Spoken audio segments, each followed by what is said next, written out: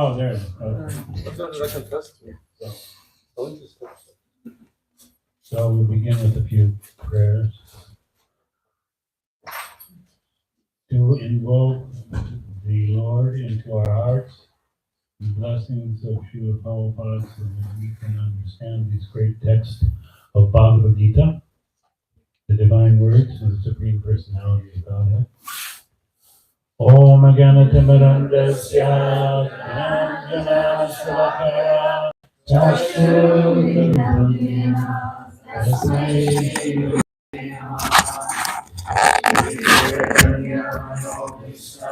Sapitam Yena Bhutale Sarvabhutam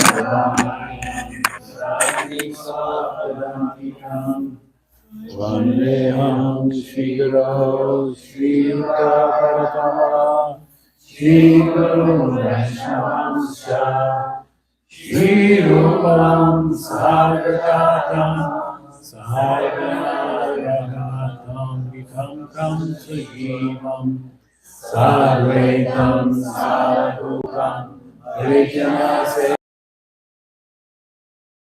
Sevavam Shri Krishna Padana Saragana Lalita Shri Vishwahamsa He Krishna Karuna Sindhu Dinabandhu Jagatpate Gopesha Gopika Kanta Radha Namaste Radha Gaurangi Radhe Vrindavaneshwari Vrishabhanu Sute Devi Pranamami Harite Sachikalpa Tarubhyascha Kripa Sindhubhyevacha Patitanamyo Vaishnavebhyo Namo Namah Shri Krishna Chaitanya Prabhu Nityananda Shri Advaita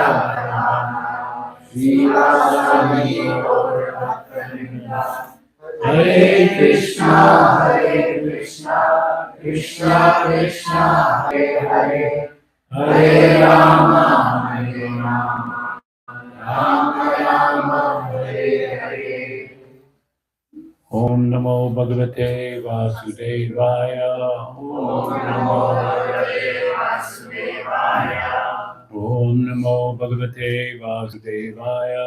Om Namo Bhagavate Vasudevaya. Om Namo Bhagavate Vasudevaya. Om Namo Bhagavate Vasudevaya. So reading from Bhagavad Gita, chapter 12, texts 13 and 14.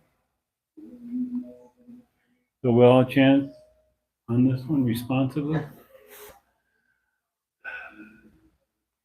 Advaita Sarva Bhutanam Maitra Karuna Evacha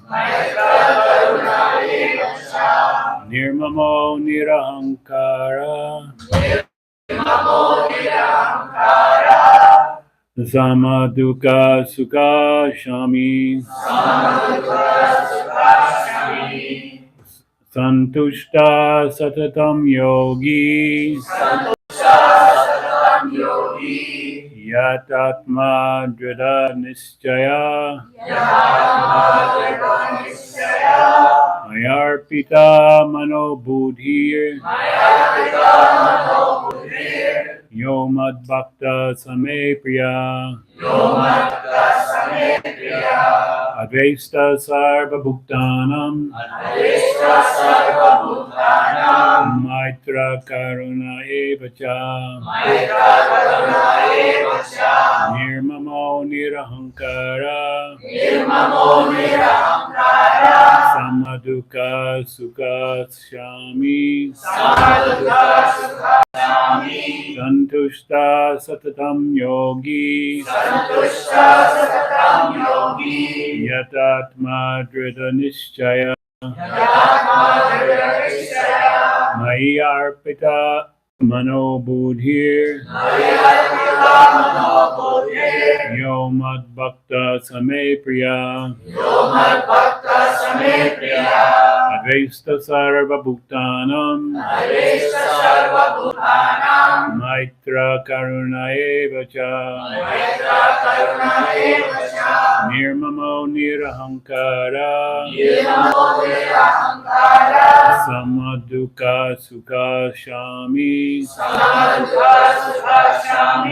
Santushta Satatam Yogi Yatatma Drita Nischaya Mayarpita Manobudhir Yomad Bhakta Same Priya.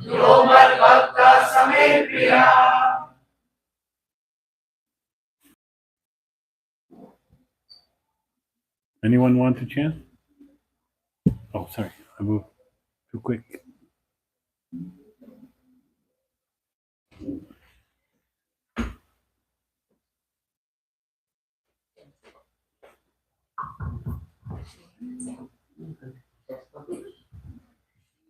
Advaita sarvabhutana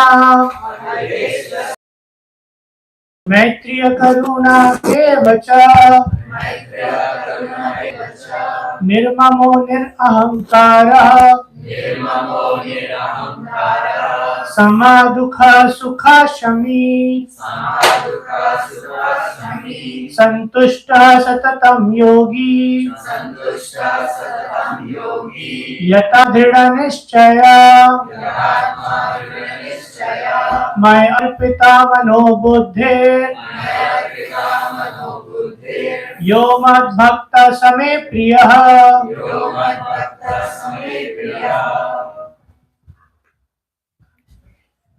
Anyone else? Any ladies? Yeah. Hare Krishna. Advaita Sarvabhutanam Maitreya Karuna Evacha Nirmamo Nirahankara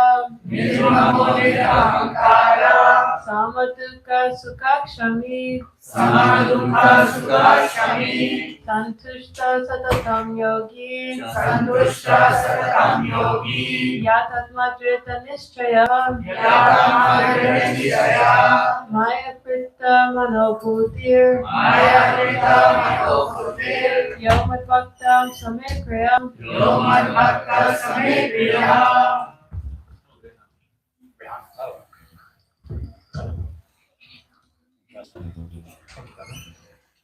All right, we can read the synonyms then. Advaita, non-envious. Sarvabhutanam, toward all living entities. Mitra, friendly. Nirmama, with no sense of proprietorship. Nirahankara, without false ego. Sama, equal. Dukkha, in distress. Sukha, and happiness. Shami, forgiving. Santushta, satisfied. Satatam, always. Yogi, one engaged in devotion. Yata Atma, self-control. Drita Nischaya, with determination. Mai, upon me. Arpita, engaged. Mana, mind. Buddhi, and intelligence. Ya, one who. Mad Bhakta, my devotee. Sa, he. May, to me. Priya, dear. So it's translation and purport by His Divine Grace A.C. Bhaktivedanta Swami Srila Prabhupada. One who is not envious, but is a kind friend to all living entities, who does not think himself a proprietor and is free from false ego, who is equal both in happiness and distress, who is tolerant and always satisfied, self-controlled, and engaged in devotional service with determination. His mind and intelligence fixed on me. Such a devotee of mine is very dear to me. Please repeat. One who is not envious. One who is not envious. But is a kind friend to all living entities. But is a kind friend to all living entities. Who does not think himself a proprietor. Who does not think himself a proprietor. And who is free from false ego. And is free from false ego. Who is equal in both happiness and distress. Who is equal in both happiness and distress. Who is tolerant and always satisfied. Who is tolerant and always satisfied. Self-controlled and engaged in devotional service. Self-controlled and engaged in devotional service. With determination. With determination. His mind and intelligence fixed on me. His mind and intelligence fixed on me. Such a devotee of mine. Such a devotee of mine. Is very dear to me. Is very dear to me. Report. Coming again to the point of pure devotional service, the Lord is describing the transcendental qualifications of a pure devotee in these two verses. A pure devotee is never disturbed in any circumstances, nor is he envious of anyone, nor does a devotee become his enemy's enemy. He thinks, this person is acting as my enemy due to my own past misdeeds, so it is better to suffer than to protest. In the Srimad Bhagavatam, Canto 10, Chapter 14, Text 8, it is said, Tate nukampa sushamikshmano bhunjana evatma kritam vipakam.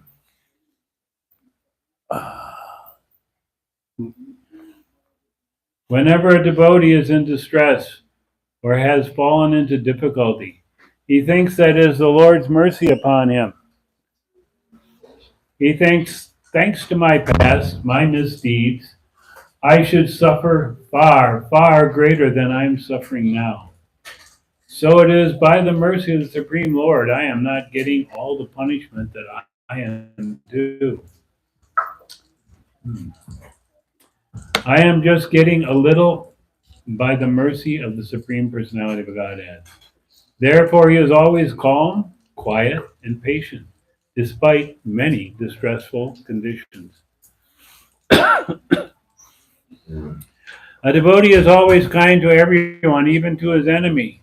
Nirmama means that a devotee does not attach much importance to the pains and trouble pertaining to the body because he knows perfectly well he is not the material body. He does not identify with the body, and therefore he is freed from the conception of false ego, poised in happiness and distress. He is tolerant and satisfied with whatever comes by the grace of the Supreme Lord. He does not endeavor much to achieve something with great difficulty, and therefore he is always joyful. He is completely perfect mystic because he is fixed in the instructions he received from his spiritual master, and because his senses are controlled, he is determined. He is not swayed by false arguments because no one can lead him from the fixed determination of devotional service. He is fully conscious that Krishna is the Supreme Eternal Lord and that no one can disturb him. All these qualifications enable him to fix his mind and intelligence entirely upon the Supreme Lord. Such a standard of devotional service is undoubtedly very rare. But a devotee becomes situated in that stage by following the regular principles of devotional service. Furthermore, the Lord says that such a devotee is very dear to him. And for the Lord is always pleased with all his activities in full Krishna consciousness. Nam Vishwadaya Krishna Vasaya Bhutale Shrimate Bhaktivedanta Swaminiti Namane. Namaste Saraswati Devi Gauravani Vicharini Nirvise Sunyavadi Paskara. So this verse is talking about something very rare. in this world. And a very high level of consciousness. This is not the consciousness of ordinary persons that we see in this material world. And is not something you can find even in educational institutions. But it is talking about a pure devotee of Krishna. One whose heart is completely pure. What does that mean? Yeah, you wanted to tell us? No dualities. No dualities. Devoid of dualities in the mind, stress or distress or happiness, good or bad. No wrong thoughts for anything. I mean, that's Okay. just love for everyone. All right. Anyone else would like to add something? Yes.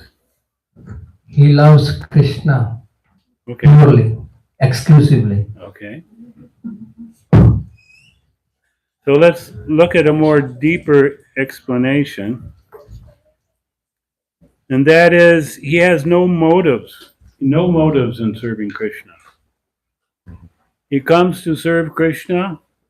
Why? For no reason other than to please Krishna. And he wants nothing. He wants absolutely nothing in return. He doesn't want anything for himself. He doesn't want anything for his family, his friends, his society, his nation. He wants nothing. He expects nothing in return. He just wants to please Krishna. And because of that, he is not a businessman. Prabhupada emphasized, he's not a businessman. Businessman, what do? They give you some service, but they want some payment. They want something back. No good? I thought you were giving me the boot there. Oh no. So a businessman wants something in return. He'll serve you, just like you go to so many institutions or establishments, to repair your car, to buy some food, to anything. And when they do that service, they want payment, isn't it? So not that kind of service. And particularly, he submits himself in pure love to the Lord. Because this business concept is not pure love. So he wants to give his love only to Krishna. He wants to submit himself wholly and fully to the desires and to the service of the Lord in ways that pleases the Lord. So he's not deciding himself what pleases the Lord. He's looking what the Lord states pleases him. So does anyone know anything in the Bhagavad Gita Krishna says that pleases him? I'll give you one word hint. Patram Pushpam. Go ahead. Like a leaf, like flower, water, Fruit. and fruits offered with love and devotion. Love and devotion. So here is God. He's created all these trees and plants everywhere. He says, you give me a leaf. If it's with love, I will accept it. So much water. We have vast oceans of water, lakes of water, rivers of water. Sky today is full of water. He said, you give me some water. That will please me. So he doesn't ask much from us. Very little. But he wants us to do it out of love. And that exchange of love between the Supreme Lord and his part and parcel living entity is the essence of Bhakti Yoga. That is the core of the heart, of the motive of the this devotee exchanging love, exchanging activities with the Lord, services. So how does this all happen? Because we are so far from love. We think we love, but we have so many conditions. I will love this one if they do this or they do that, or if they don't do this, I won't love them anymore. We have so many conditions. So what is this? How is it possible for us to love in that way? Well, there is a process, it's called bhakti yoga. And in that process, by executing these acts of devotion every day, constantly, the heart, which is a receptacle, a holding place, full of many, many dirty things, unfortunately, because we haven't cleaned it in millions and millions of lifetimes. Like, in your house, if you don't have someone clean the bathroom regularly, it gets very abominable and nasty, right? So you can imagine not cleaning your heart for millions of lifetimes, how dirty that is. So we have to clean, and that means hard work.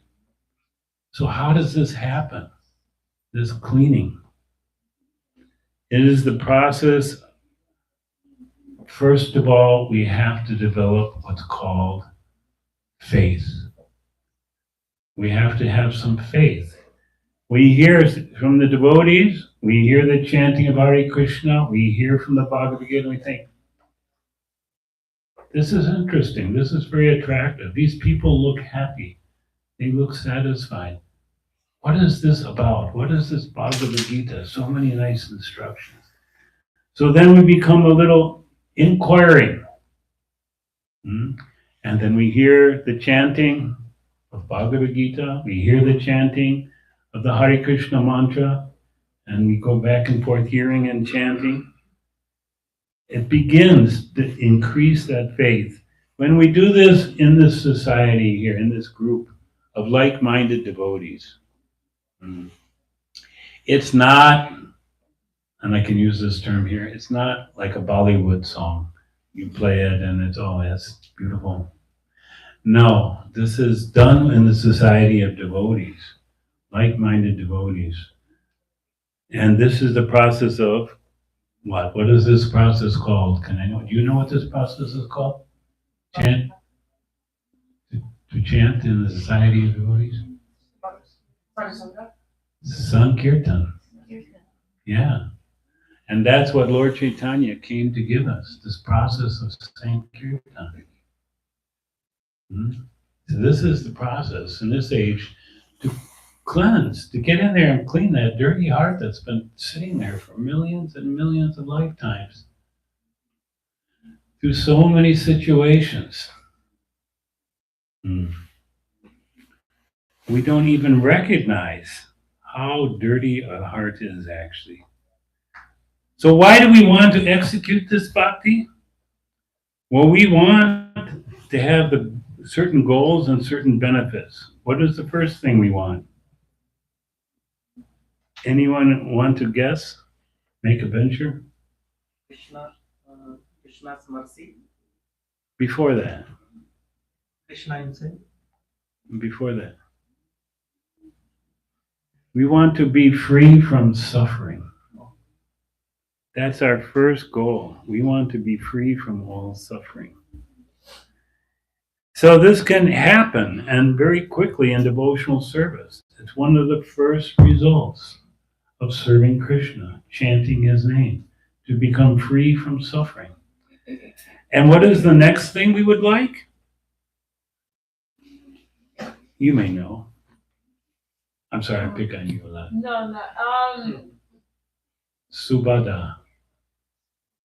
Oh, no. So free from suffering, and then I guess, is that when we would want faith or mercy from? We want to have everything auspicious in our life. We want our life to be full of wonderful qualities. We want to have the best qualities a human being can manifest. Hmm? And it will be very attractive and very pleasing. But this doesn't come without some hard work. It's like if you find a rare gem in the earth, you mine it out or you pull it out, but then it has to be polished and polished and polished and polished till it really becomes bright and gives its full quality benefit. So it takes some hard work.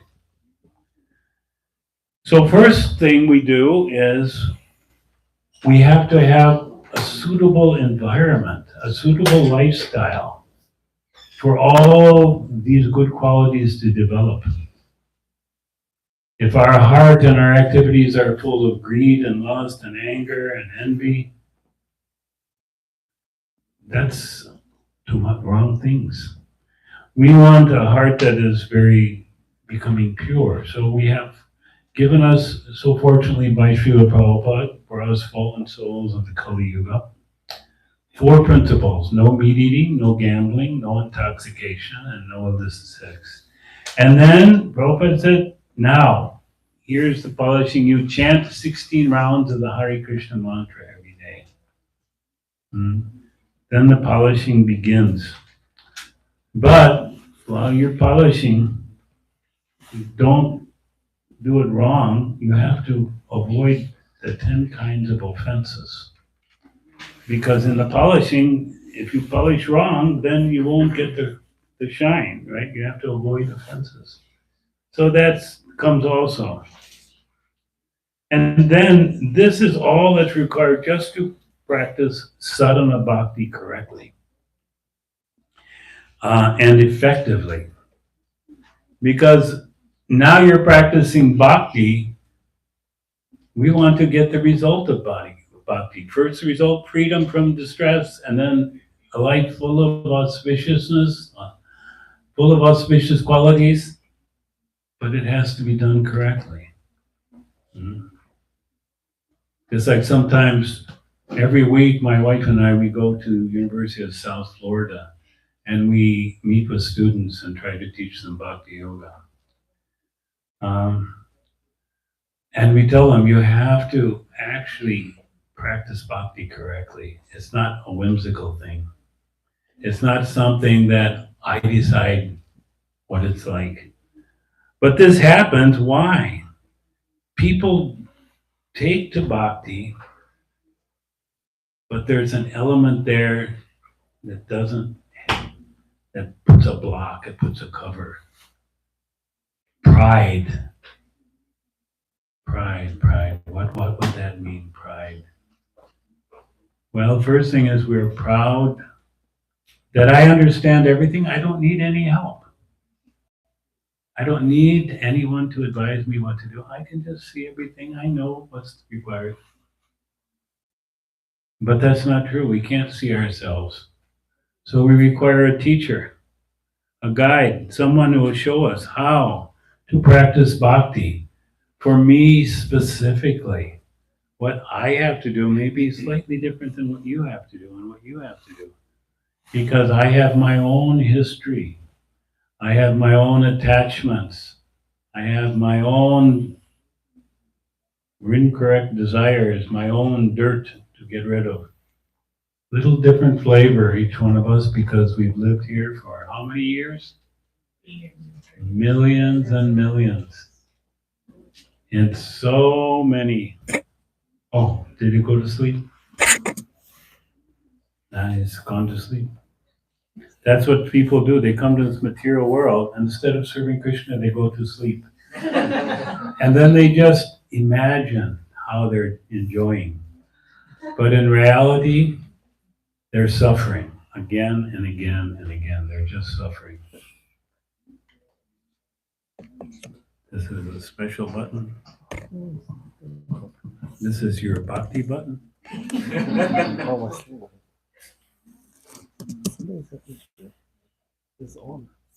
Screensaver or something.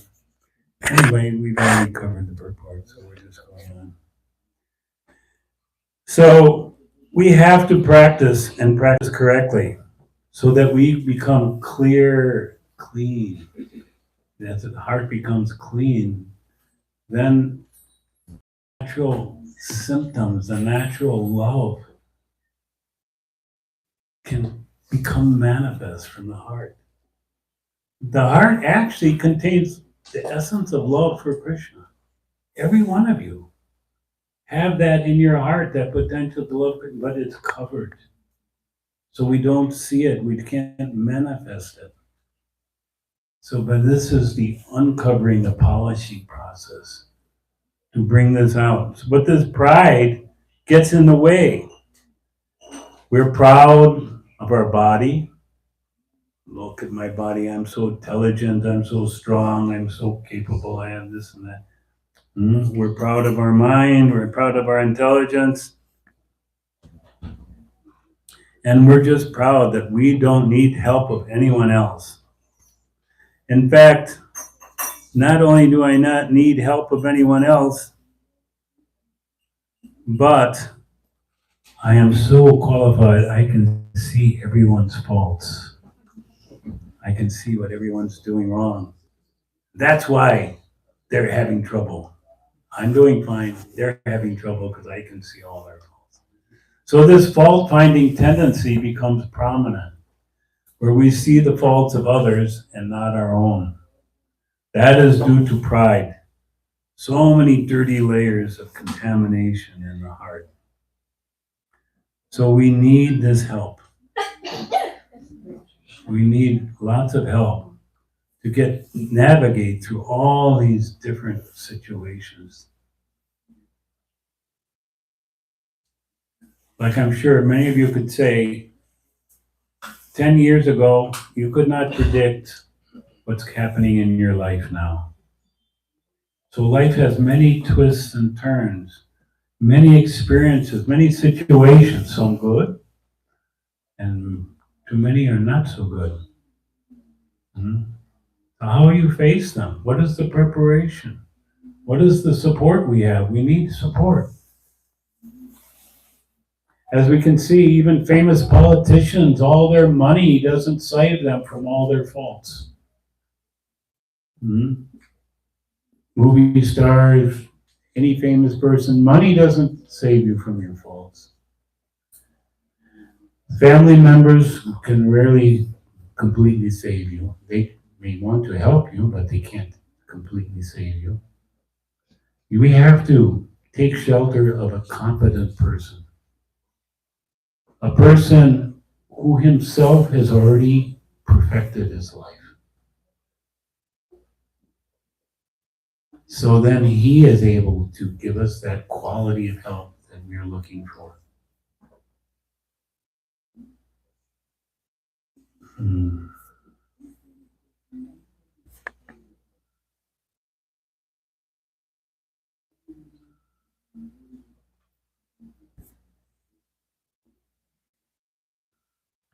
So when we have this problem, this pride, what is the solution? What is it that addresses pride, overcomes pride?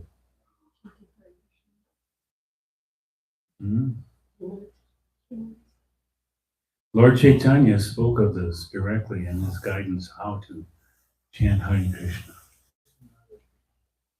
The first verse of the Shikshastikam. Trinadapi Sunichena Tarorapi Sishna. And we should have to be very humble. And so what does this humble mean? Humble means that first of all, it's not a case that I think that I'm a bad, I am with a lack of self-esteem. No, it's I think less of myself and more of Krishna. I'm always trying to see how to please Krishna, not how to find some happiness or relief for myself. So this is required, that we see always how how to serve Krishna.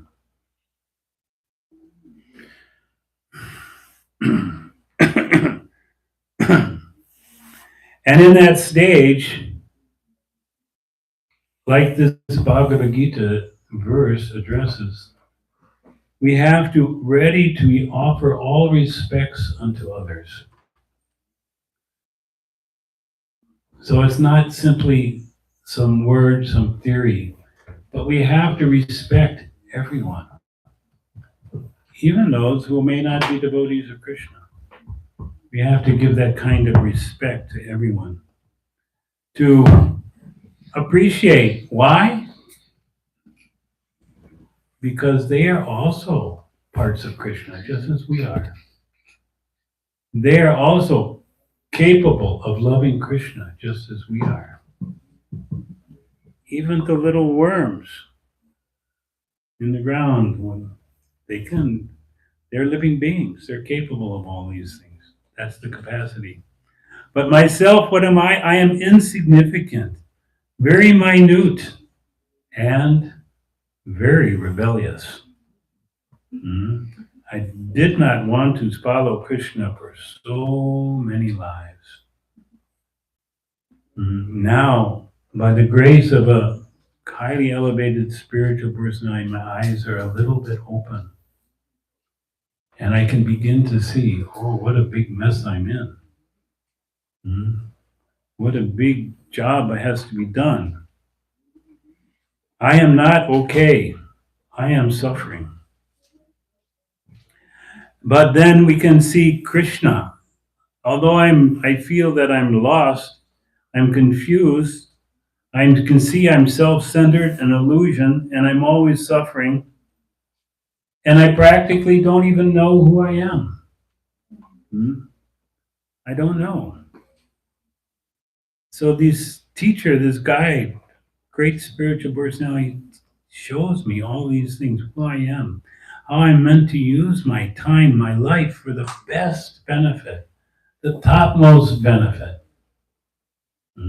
Not to make billions of dollars, but how to get free from this cycle of birth and death, how to get free from all the sufferings that are coming in this material world. That is the biggest achievement. We can see so many rich people in here in the world are still suffering tremendously. They may pretend for a little while, oh, I'm okay, but really they're very disturbed. Very disturbed. And ultimately, everything gets taken away at the time of death, right? We'll have nothing left. Whatever we even manage to do, accumulate, build up, family, everything, it's all taken away at the time of death. 100 years from now, we hope they still even remember our name. Probably they won't. 200 years ago, guaranteed they won't remember your name. You know? And that's not a long time. So we need to take to this process of bhakti so that we can become proper human beings.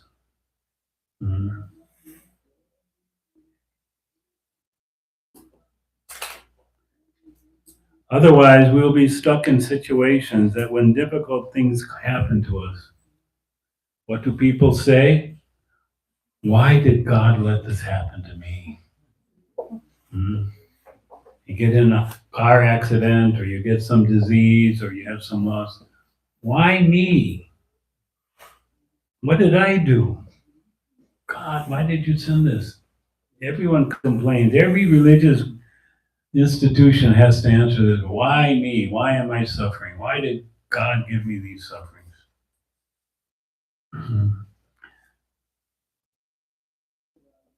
But in Bhagavad Gita, we understand that this is due to many past millions of lives of desires to forget Krishna, to compete with him.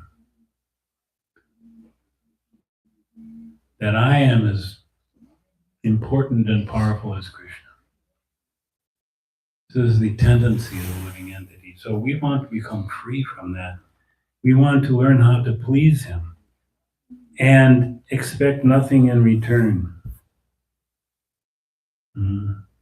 So this is not particularly easy to do.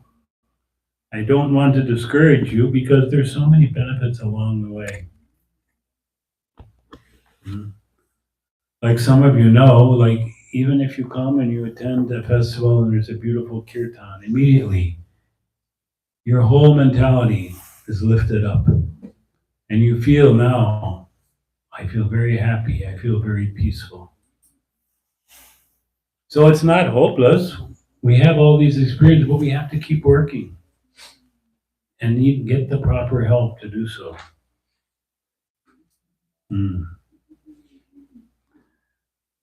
So there is a question here.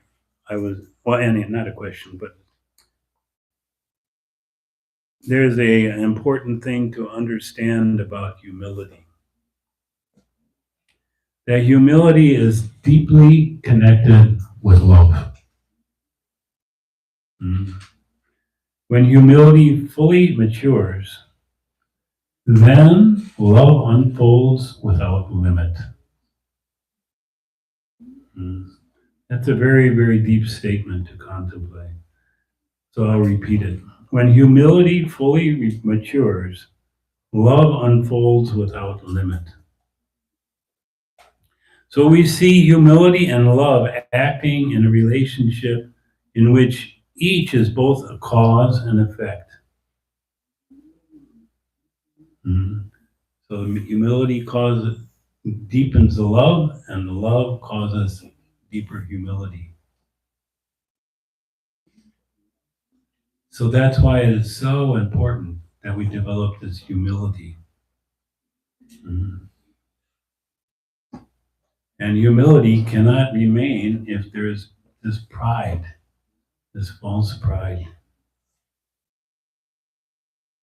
So just to give a final example, that anyone can say who is the greatest devotee? Yes? Amrish Maharaj. Ambarish. Okay, anyone else? Another? Lord Shiva. Lord Shiva. Anyone else? The gopis. Getting warmer? Okay, Radharani. Yes. Yes, Radharani is the personification of devotion. She knows perfectly how to please Krishna in every way. So here is how she manifests her humility. She is full in humility. So we can ask, why would Srimati Radharani, Krishna's most exalted devotee, why would she ever feel unqualified? Because there's many statements where she feels unqualified to serve Krishna. She naturally feels that way because love and humility are intimately and inseparably linked. The greater the love, the greater humility. The wise have defined humility as the state in which one thinks of oneself exceptionally inadequate and fallen, even though he may be endowed with all excellences. So we know, for example, Srimati Radharani has all excellences, right? She is perfect in every way, but she thinks she's very fallen and inadequate to serve Krishna. As an example of her mood, Radha's supreme, unrivaled love demands that she feel the greatest inadequacy. She feels, I'm not enough. I can't serve Krishna properly. Although she's the greatest. She once said to another Gopi Vishaka, my friend, unlike I, who am totally unqualified, you are expert and eloquent. For this reason, I request you to speak with Krishna and make him pleased with me. So actually, our prayer is like that. My dear Srimati Radharani, You are excellent and perfect, and you know how to serve Krishna. Please ask Krishna to be pleased with me. If Radharani asks Krishna something, he will not deny anything.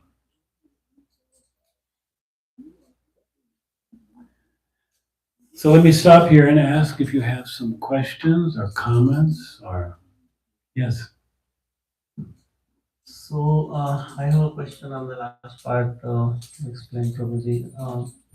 So what I heard from Gurus is that Radharani is the source of all the power for Krishna. So why would she feel that way, that Krishna is not happy with her service or Right, she's inadequate. Yeah. Humility. That is a sign of her humility. She is a personification of humility. So even though she's fully qualified, she feels she isn't.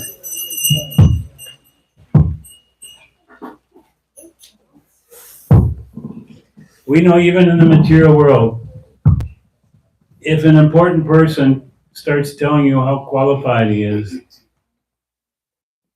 we're not impressed. But if they tell you, I'm not so qualified, but you see in their actions they have done so many important, wonderful things, then we're impressed.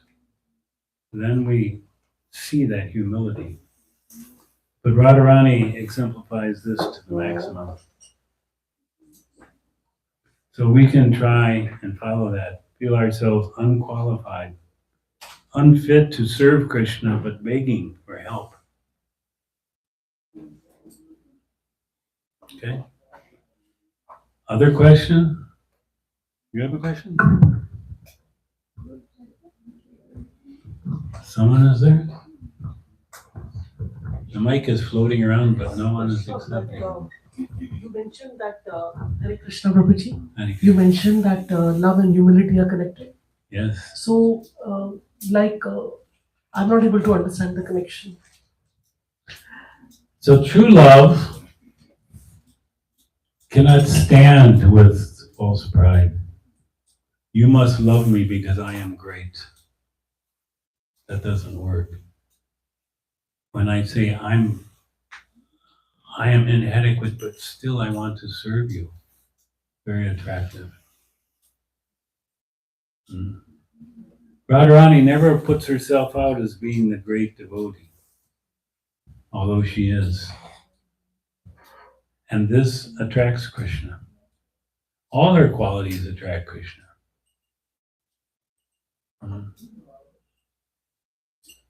So, Prabhuji, like humility is what we have to inculcate, right? Yes. But love is something which we have to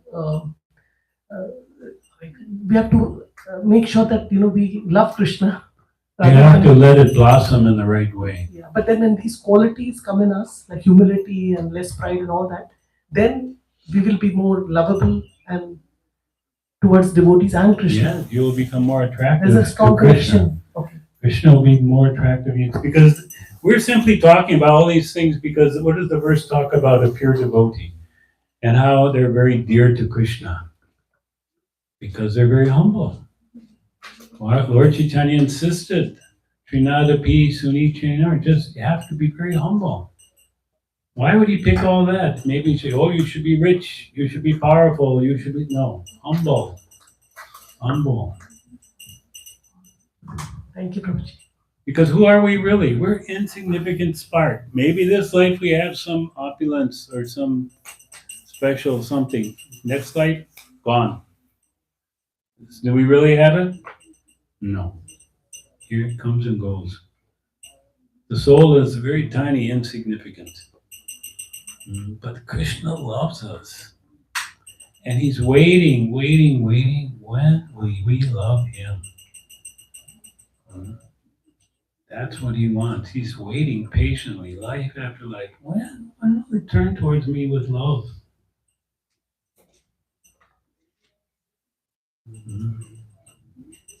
Anything else? Hare Krishna Prabhuji. I don't have a question, but I just one point that I liked very much is that when humility fully matures and love starts to blossom. So I was just thinking about contemplating on this, I was thinking about this, and so in any relationship, if you see if a person is very humble, like in the case of wife and a husband, that immediately, because if they are both very prideful, like love cannot be there. And then if one becomes subservient, then immediately the husband's like in Prabhupada this thing purports as well, like if wife cooks very and pleases the husband, then he gets gives her benedictions and stuff like that. So Yes, and the husband has to also be humble, right?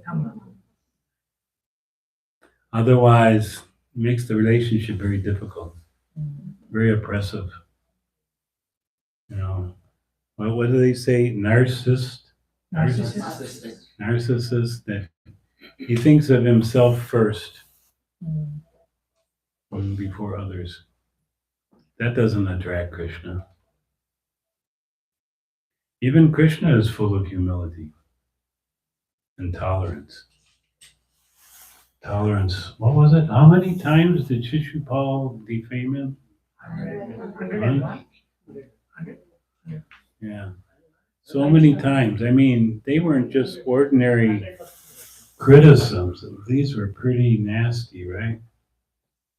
In front of many people sometimes. And Krishna just tolerated it.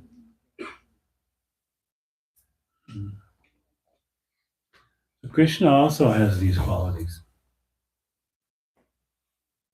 So we are looking to be in that association of Krishna, who is the most exalted, incredible, attractive, full of all good qualities, personality.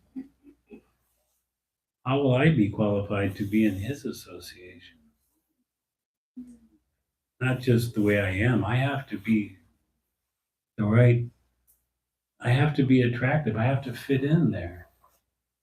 Otherwise, the people living in Krishna's town, which is, what town does he live in? You know, what time?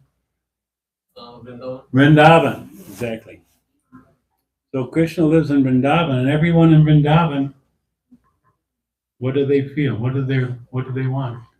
They just want to please Krishna. They're thinking about Krishna, serving Krishna. It's like I was reading a statement from Gopakumar, and that's in the Brihad Bhagavatamrita. He was describing Krishna leaving Vrindavan to take the cows into the forest. And he was observing all the people living in Vrindavan. He said, I could not tell if they were experiencing the highest ecstatic emotions or the deepest despair. But because Krishna is their life, and he's going out of their sight, they have such intense feelings. Intense, they can't live without him. So, how would we fit in that association? We would say, well, Krishna will be back in a few hours. I got to go have breakfast. And see him later. And they're sitting there completely shattered and broken. Krishna, waiting to again see Krishna coming back from the forest with the cows. But then again, their whole hearts blossom with great love for him.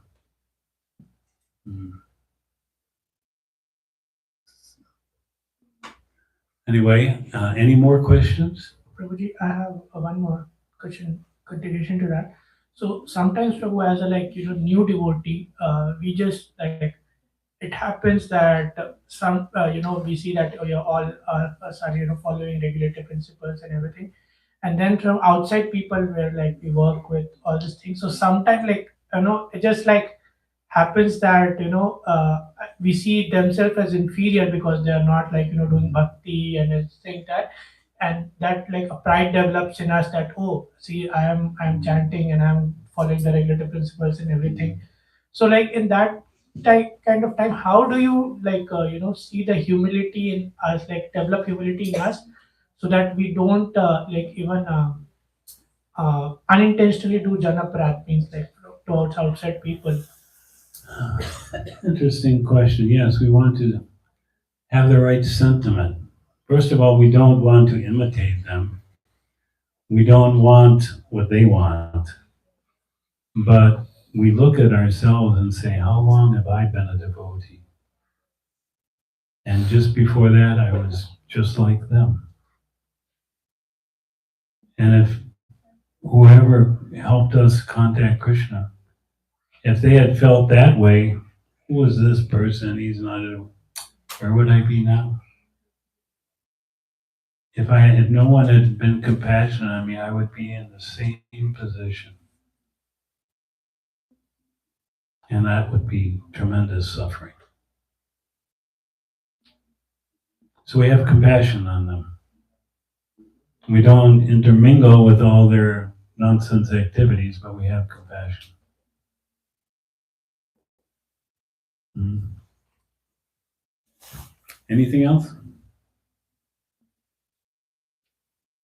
Yeah, I want to ask obvious question in a sense that, when we have to apply for a job, just want to go for a job.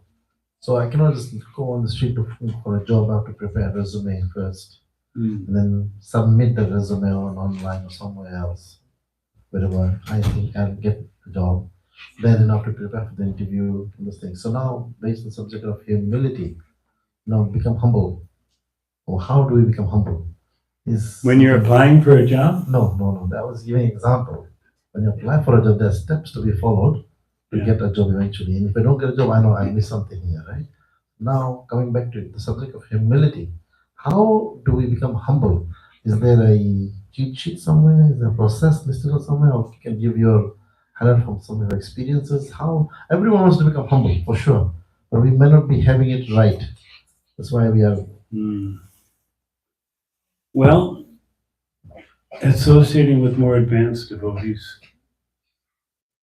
those qualities will be observable and they will affect our hearts like that.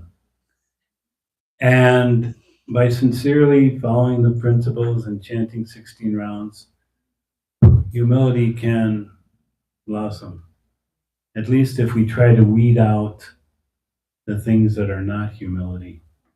So many things come up when you're chanting. Some are good and some are not good. Just like if you have a garden, right?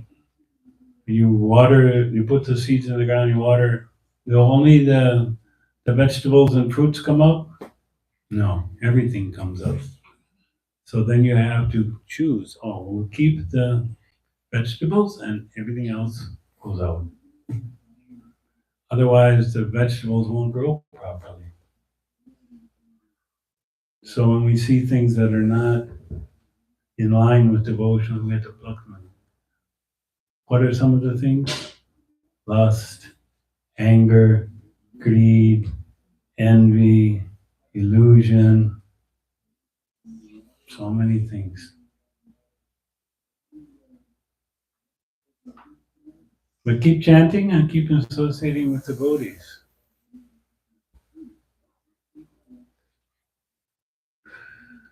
Anything else? That's the cue. We should stop now.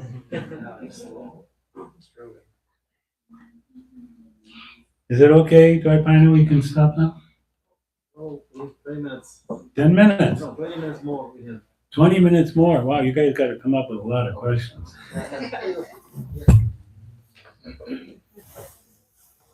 How do we associate with advanced devotees, Prabhu? They're busy serving, right? So It begins with serving, yes. no, but they're busy serving. So how do we seek their association?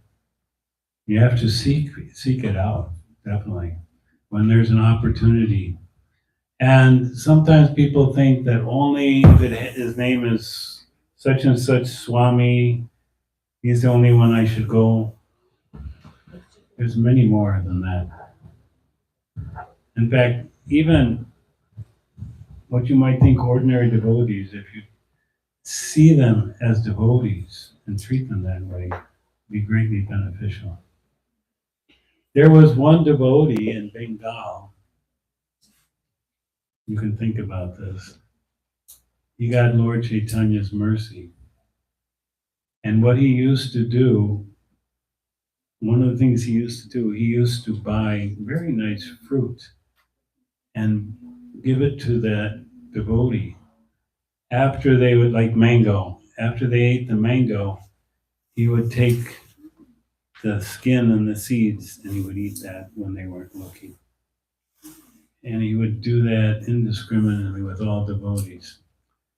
And he got the full mercy of Lord Chaitanya. But see that our relationship with other devotees is based on service. Not thinking, how can he help me? How can I benefit? Serve.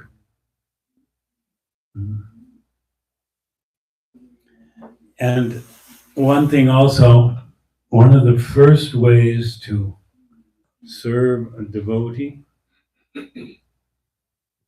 is to hear from him and follow his instruction. That is why he's there, to give help to devotees, to guide them, to give example, to give instruction. So you want to serve him, do it that way.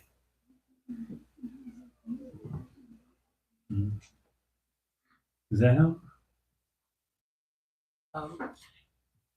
Yes, but how do we, because you said, how do we get, how do we develop humility? You said seek or observe an advanced devotee. So my question is, how do we approach them? Because to observe them, we need to be near them. Do you? That's my question, so help me understand. No. Okay. You don't need to be near them. That's not the essence of service. Service is following instruction. Service is hearing from him. Like there was one very advanced devotee. Last year he left this world. You may know him, I don't know. His name was Kadamba Kanana Swami. Can you serve him anymore? You can hear his speaking, you can hear his kirtans. I find them extremely inspiring. You may too. Highly advanced devotee. You can't see him anymore. And I'm a disciple of Srila Prabhupada, so in 1977 he left. What were we going to do then? We said, you just follow my instructions. Continue to serve the ISKCON movement. Make your life 24 hours service. No room for other things, service. Is that possible? If you desire it, can be. Other question? Oh, yes, please. Not a question, but Hare Krishna Prabhuji, Hare first Krishna. of all. I got a chance to write down so many things and I understood what a devotee is or how a devotee must be. So the very first sentence you said, a pure devotee is never disturbed. And another one you said that if somebody is doing things, whatever they're doing, and if they say that I'm good at this, then it appears as if they are overconfident or not humble. Whereas when they say that I think I have these qualities and I'm not great at these, it sounds humble. So I'm comparing this, or connecting this situation to what Dwaipan Prabhuji was saying, that when you face others, when you are on that stage at that stage where you are where you have to hold a position, in that position you have to radiate confidence, you have to know what you're doing, right? And in that stage, how can we say that I think I know, or I'm not fully confident? How would this humility start? Let me just say, a leader doesn't know everything. Does he, do I find, does a leader know everything? He knows what he thinks he has some confidence, but he knows importantly what he doesn't know. And he knows that whatever he does, it's not any use without the blessings of Krishna. So we have to seek that out. I personally can now tell you many, many times, I had some challenging service that I had to do. And I could have looked at myself and, I know I can do because of this, and that. But when I prayed to Krishna, I don't know, I'm going to possibly do this. He reciprocates, and then it becomes possible. He blesses that humility. So like, you may be excellent in taking care of your house and taking care of your family, but still, if you pray to Krishna, please help me. I want to serve this way that pleases you and helps them to love you. That was wonderful. Thank you. And not think that I know. No, Krishna, I need Krishna's help. I'm so weak and faulty. How will I possibly be able to take all these responsibilities?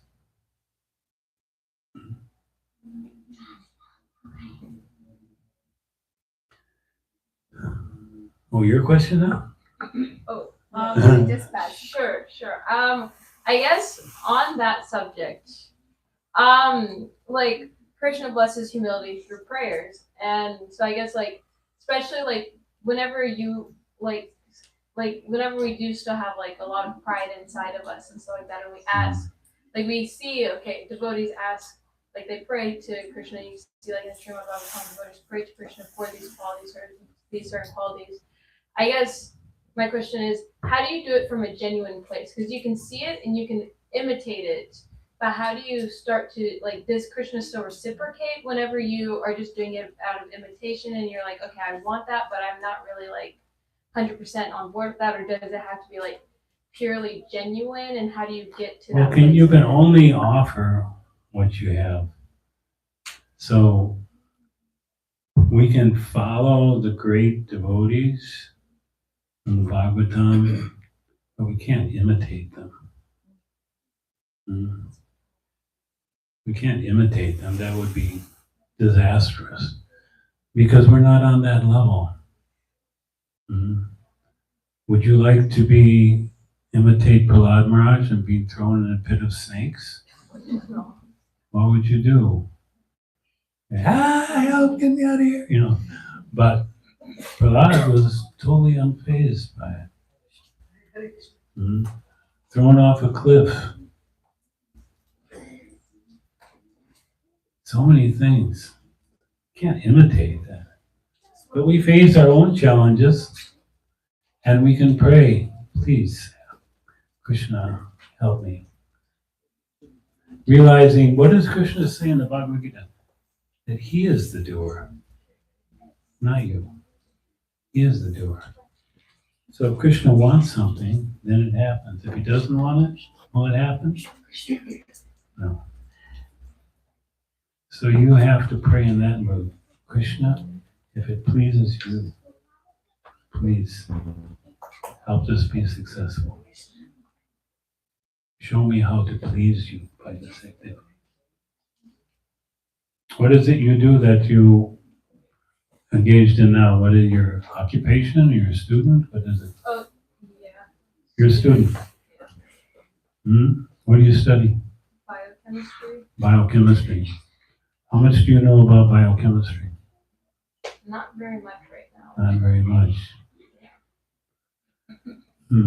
So, when you're going, why are you going to school then? Why are you studying biochemistry? What is your goal? Still figuring it out, I guess. But there's something you want to do with that degree, otherwise you wouldn't study, right?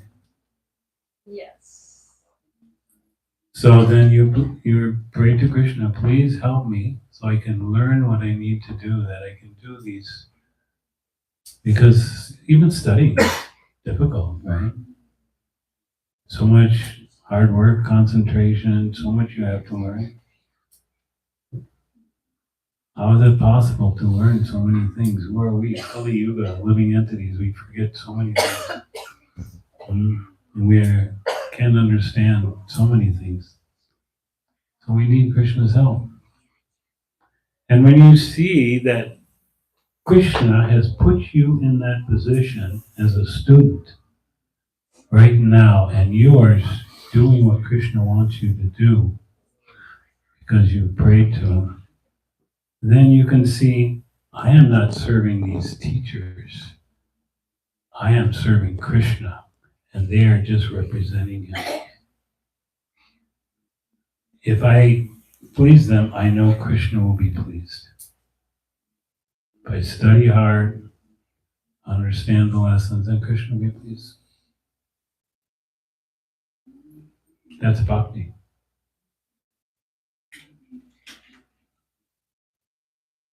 Okay. Anyone else? One question. I recently heard a Bhagavatam class, and I'd always heard that one statement which is very popular in ISKCON, that you take one step to Krishna and Krishna will take 10 steps to you. But recently one person, he's very known in Mumbai, Kamal Luchan Prabhu, he's the president of the Meera Road Temple in India. So he comes on the Bhagavatam class which I attend in the morning. We have speakers coming. So he said just the opposite, and I'd heard this such a long time. He said that we take one step, Krishna takes one step only. If we take 2 steps back, he will take 2 steps back. So I was very puzzled. I'm sorry, Prabhuji is not connected to class today, but it's just in my mind because I heard it on Friday. So some thoughts you can share on this? Well, I can't say I understand his point completely, but Krishna does reciprocate how we approach him. If we approach him with conditional love, then he will not give unconditional love to us.